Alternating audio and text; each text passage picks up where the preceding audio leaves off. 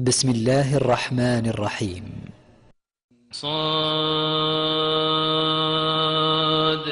والقرآن ذي الذكر بل الذين كفروا في عزة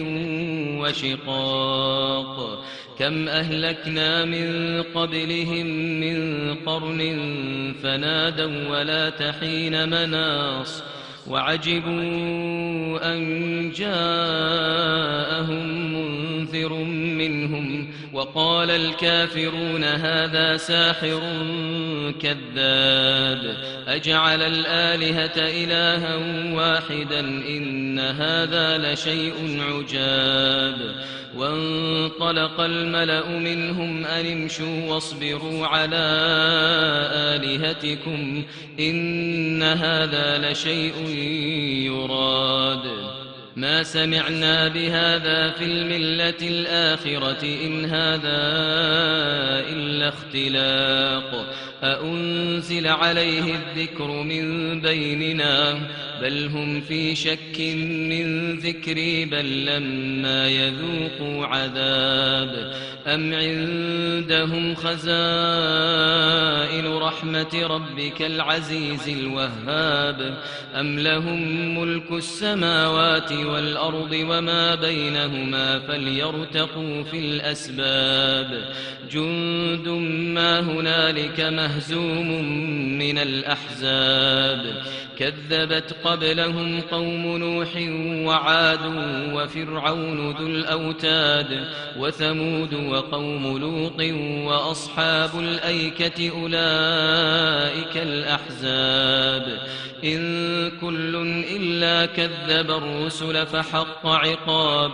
وما ينظر هؤلاء إلا صيحة واحدة ما لها من فواق وقالوا ربنا عجل لنا قطنا قبل يوم الحساب اصبر على ما يقولون واذكر عبدنا داود ذا الأيد إنه أواب إنا سخرنا الجبال معه يسبحن بالعشي والإشراق والطير محشورة كل له أواب وشددنا ملكه وآتيناه الحكمة وفصل الخطاب وهل أتاك نبأ الخصم إذ تسوروا المحراب إذ دخلوا على داود ففزع منهم قالوا لا تخف خصمان بغى بعضنا على بعض فاحكم بيننا بالحق ولا تشطط واهدنا إلى سواء الصراط إن هذا أخي له 99 نعجة ولي نعجة واحدة فقال أكفلنيها وعزني في الخطاب قال لقد ظلمك بسؤال نعجتك إلى نعاجه وإن كثيرا من الخلطاء ليبغي بعضهم على بعض إلا الذين آمنوا وعملوا الصالحات وقليل ما هم وظن داود أنما فتناه فاستغفر ربه وخر راكعا وأناب فغفرنا له ذلك وإن له عندنا لزلفى وحسن مآب يا داود إنا جعلناك خليفة في الأرض فاحكم بين الناس بالحق ولا تتبع الهوى ولا تتبع الهوى فيضلك عن سبيل الله إن الذين يضلون عن سبيل الله لهم عذاب شديد بما نسوا يوم الحساب وما خلقنا السماء والأرض وما بينهما باطلا ذلك ظن الذين كفروا فويل للذين كفروا من النار أم نجعل الذين آمنوا وعملوا الصالحات كالمفسدين في الأرض أم نجعل المتقين كالفجار كتاب أنزلناه إليك مبارك ليدبروا آياته وليتذكر أولو الألباب ووهبنا لداود سليمان نعم العبد إنه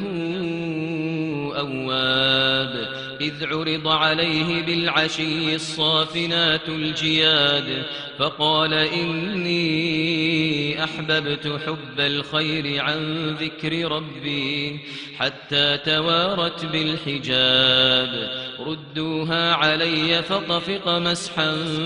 بالسوق والأعناق ولقد فتنا سليمان وألقينا على كرسيه جسدا ثم أناب قال رب اغفر لي وهب لي ملكا لا ينبغي لأحد من بعدي إنك أنت الوهاب فسخرنا له الريح تجري بأمره رخاء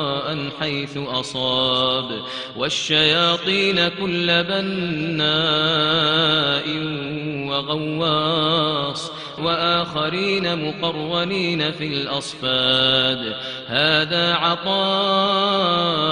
فامنن أو أمسك بغير حساب وإن له عندنا لزلفى وحسن مآب واذكر عبدنا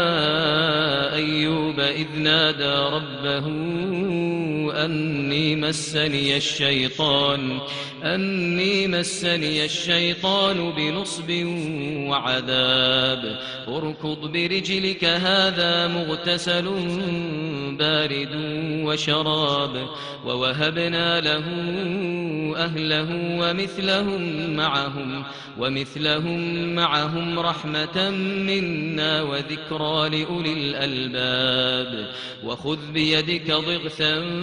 فاضرب به ولا تحنث إنا وجدناه صابرا نعم العبد إنه أواب واذكر عبادنا إبراهيم وإسحاق ويعقوب أولي الأيدي والأبصار إنا أخلصناهم بخالصة ذكر الدار وإنهم عندنا لمن المصطفين الأخيار واذكر إسماعيل واليسع وذا الكفل وكل من الأخيار هذا ذكر وإن للمتقين لحسن مآب جنات عدن مفتحة لهم الأبواب متكئين فيها يدعون فيها بفاكهة كثيرة وشراب وعندهم قاصرات الطرف أتراب هذا ما توعدون ليوم الحساب إن هذا لرزقنا ما له من نفاد هذا وإن للطاغين لشر مآب جهنم يصلونها فبئس المهاد هذا فليذوقوه حميم وغساق وآخر من شكله أزواج هذا فوج مقتحم معكم لا مرحبا بهم إنهم صالوا النار قالوا بل أنتم لا مرحبا بكم أنتم قدمتموه لنا فبئس القرار قالوا ربنا من قدم لنا هذا فزده عذابا ضعفا في النار وقالوا ما لنا لا نرى رجالا كنا نعدهم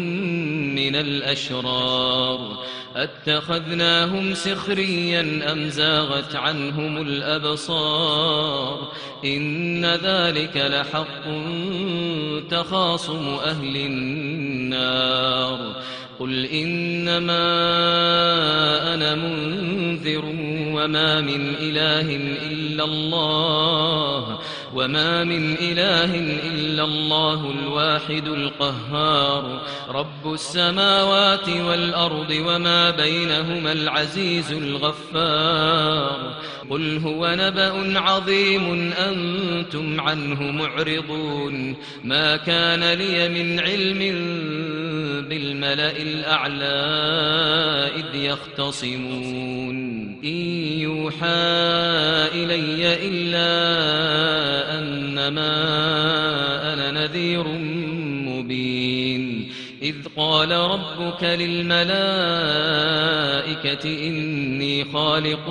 بشرا من طين فإذا سويته ونفخت فيه من روحي فقعوا له ساجدين فسجد الملائكة كلهم أجمعون إلا إبليس استكبر وكان من الكافرين قال يا إبليس ما منعك أن تسجد لما خلقت بيدي أستكبرت أم كنت من العالين قال أنا خير منه خلقتني من نار وخلقته من طين قال فاخرج منها فإنك رجيم وإن عليك لعنتي إلى يوم الدين قال رب فأنظرني إلى يوم يبعثون قال فإنك من المنظرين إلى يوم الوقت المعلوم قال فبعزتك لأغوينهم أجمعين إلا عبادك منهم المخلصين قال فالحق والحق أقول لأملأن جهنم منك وممن تبعك منهم أجمعين قل ما أسألكم عليه من أجر